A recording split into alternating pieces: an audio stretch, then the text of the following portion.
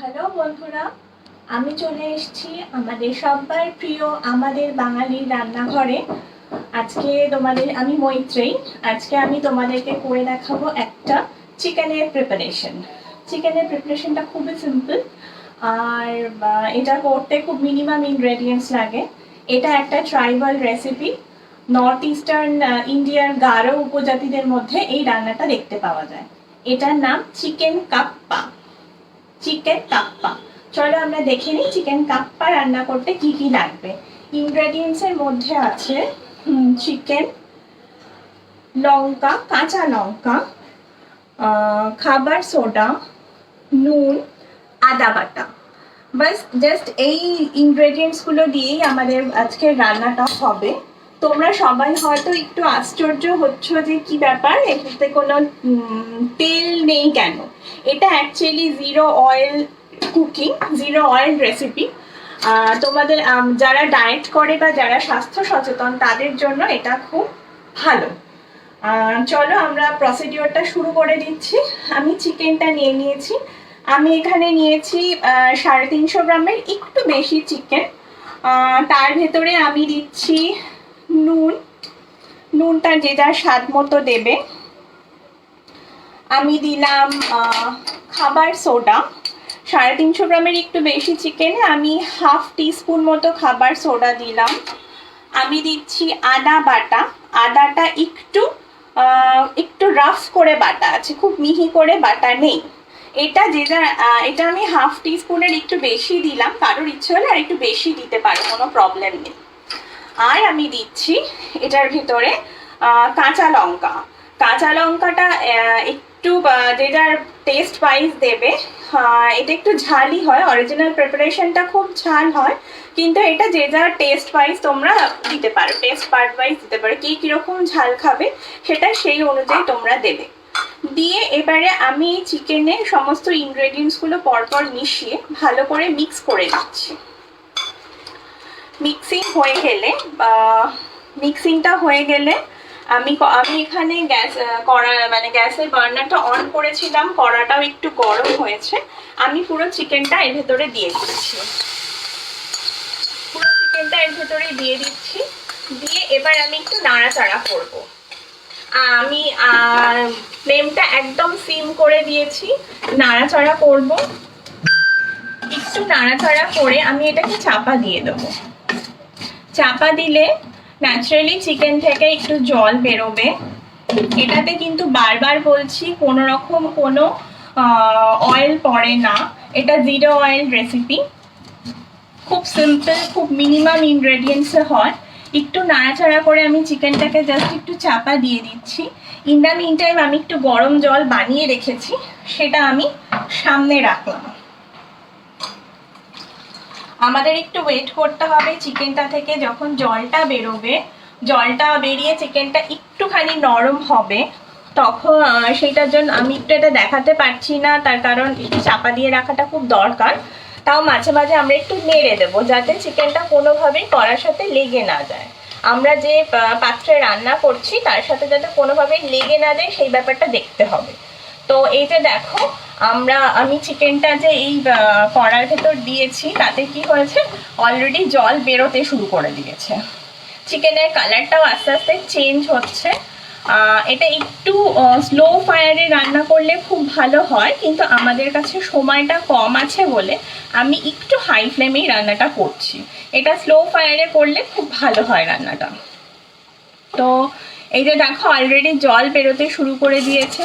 যা যা ইনগ্রেডিয়েন্টস আছে সমস্ত আমরা একসঙ্গে মিক্সিং করে দিয়ে দিয়েছি, দিয়েই নাড়াচাড়া করছি। এটাতে জল বেরোতে শুরু করে দিয়েছে, আমি একটু চাপা দিচ্ছি।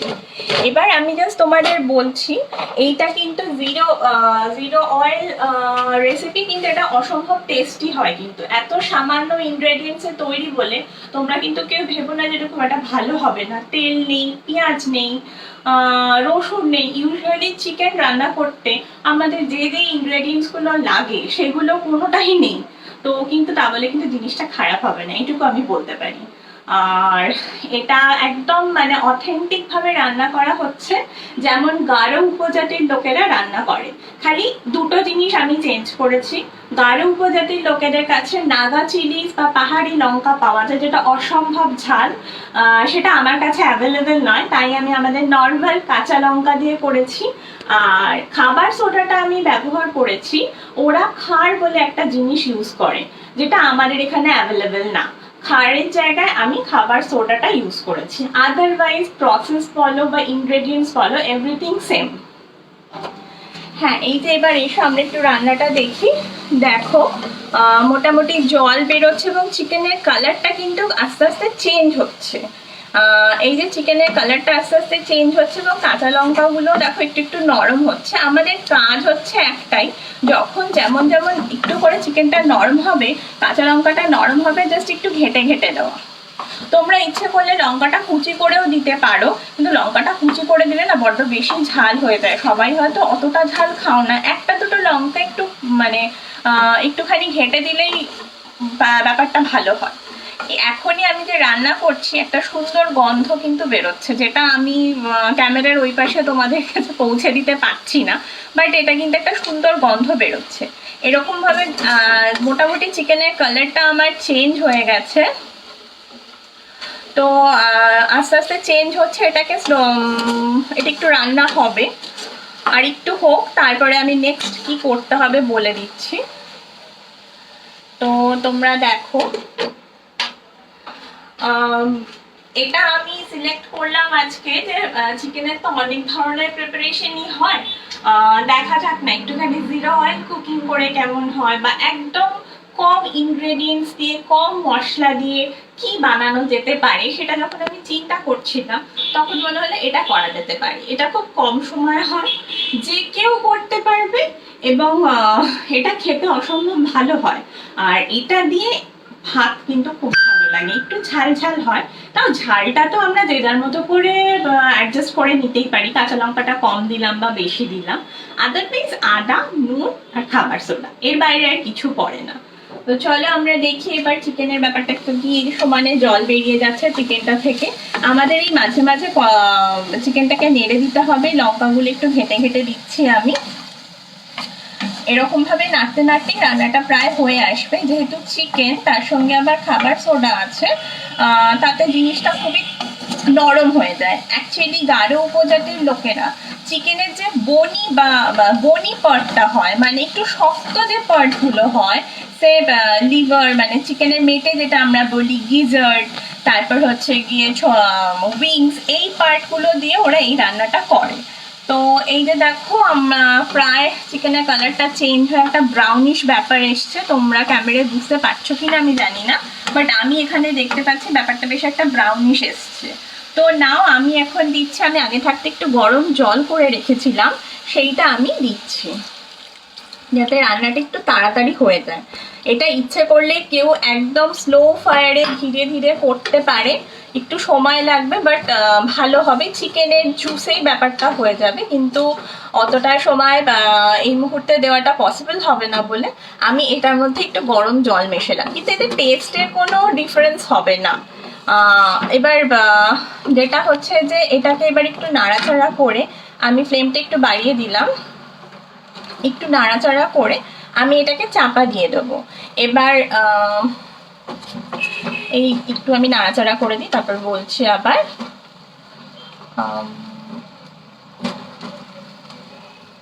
এই যে একটু নাড়াচাড়া করে দিলাম, জলটা ফুটতে শুরু করেছে, আমি এবার এটাকে চাপা দিয়ে দেবো।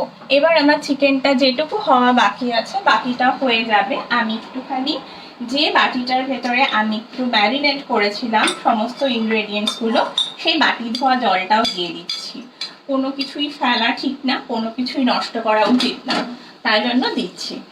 তো এবার হবে, এইটাই হচ্ছে মোটামুটি প্রসেসটা কুকিং এর শেষ। এবার হচ্ছে চিকেনটা আমাদের আস্তে আস্তে রেডি হবে, আর গ্রেভি কে কতটা রাখবে সেটা তার উপর নির্ভর করছে। অনেকে হয় একটু ঝোল ঝোল ব্যাপারটা ভালোবাসে, তাহলে সে একটু গ্রেভিটা বেশি রাখবে, আর অনেকে হয় একটু মাখা মাখা হবে বা একটু কম ঝোল থাকবে, সেরকম হলে ভালো লাগে। পছন্দ করে, তো গ্রেভিটা যার যার পছন্দ অনুযায়ী সে রাখবে। আর এটা ইউজুয়ালি ভাত দিয়ে খেতে হয়, মানে খায় তো, তো খুব ড্রাই হলে জিনিসটা অবশ্য মানে খুব একটা ভালো যায় না, কিন্তু কেউ যদি পছন্দ করে সে রাখতে পারো, কোনো ব্যাপার না। তো এই আমার এখানে চিকেনটা মোটামুটি হচ্ছে, একটু চিকেনটা নরমও হয়ে এসছে, চিকেনটা একদমই কালার চেঞ্জ হয়ে অনেকটাই নরম হয়ে এসছে। আমার যেটা হয়েছে যে জলটা একটু মানে দিয়েছি সেটা একটু কমলেই তাহলে আমার রান্নাটা মোটামুটি কমপ্লিট হয়ে যাবে। সেটাই দেখতে থাকো তোমরা। আমি একটু জাস্ট নাড়াচাড়া করে দিচ্ছি। আমি এখানে অল্প লঙ্কা দিয়েছি, লঙ্কাগুলো বেশি ঘাটিনি। কারোর যদি মনে হয় যে কেউ আরেকটু বেশি লঙ্কা দিতে চাও দিতে পারো। এই হচ্ছে, এবারে আমার চিকেন রেডি হচ্ছে, আদারওয়াইজ তো সবই মোটামুটি প্রসেস ডান। এই একদম গ্রেভিটা কমে গেলেই তাহলে ব্যাপারটা হয়ে যাবে। সেটাই, আমরা সাথে থাকো, একটু দেখো। আর এটুকু এটা একদম মানে ট্রাইবসরা যেরকম ভাবে, উপজাতির লোকেরা বা ট্রাইবসরা যেভাবে রান্না করে, মানে আদাটাকে ছেঁচে নিয়ে, ওরা তো হয়তো বাটাবাটি করে না, লঙ্কাটাকেও ওরা ছেঁচে নেয় বা গোটায় দিয়ে দেয় পরে, এরকম আমি যেরকম ঘেটে ঘেটে দিচ্ছি ওরকম ভাবে ঘেটে দেয়। খুব মিনিমাম, খুব কম ইনগ্রিডিয়েন্টস ওরা এই রান্নাটা করে, কিন্তু ভীষণ টেস্টি লাগে খেতে। আমি খেয়েছিলাম, মানে না খেয়ে কথাটা বলছি না, ভালো খেতে হয়। হ্যাঁ মানছি, মানে কাপ্পা চিকেন প্রথমে নামটা শুনেই মনে হবে এটা আবার কি chicken, but it's very tasty. আর এত কম ইনগ্রেডিয়েন্টসে, বেসিক ইনগ্রেডিয়েন্টস, মাংস রান্না করতে গেলে, চিকেন রান্না করতে গেলে না আছে পেঁয়াজ, না আছে রসুন, একবার ট্রাই করে দেখতে পারো, খারাপ হবে না। চলো, এই যে দেখো মোটামুটি এরকম ভাবে ফুটছে, আর একটু গ্রেভিটা কমে এলেই আমার রান্নাটা রেডি হয়ে যাবে। তো এটা একটু টাইম লাগবে। তো আমি এখানে আমার ফাইনাল, আমি একবার এই যে মানে এটা হয়ে গেলে জাস্ট এইভাবে প্রিপেয়ার করে এইভাবে আমি রেডি করেছি, সেটা তোমাদেরকে আমি দেখাচ্ছি। এইভাবে জিনিসটা হবে। গ্রেভিটা একটু তলার দিকে আছে, আমি একটুখানি একটু ঘন গ্রেভি রেখেছি, খুব একটা রানি রাখিনি, একদম ড্রাইও রাখিনি। তো আমি এইভাবে ডেকোরেট করে তোমাদের সামনে প্রেজেন্ট করলাম। তো দেখো তোমাদের কেমন লাগে চিকেন কাপ্পা, আমাকে অবশ্যই জানিও। তোমরা অবশ্যই ট্রাই করো এবং অবশ্যই আমাকে ফিডব্যাক দিও। ঠিক আছে বন্ধুরা, এখন তাহলে আমি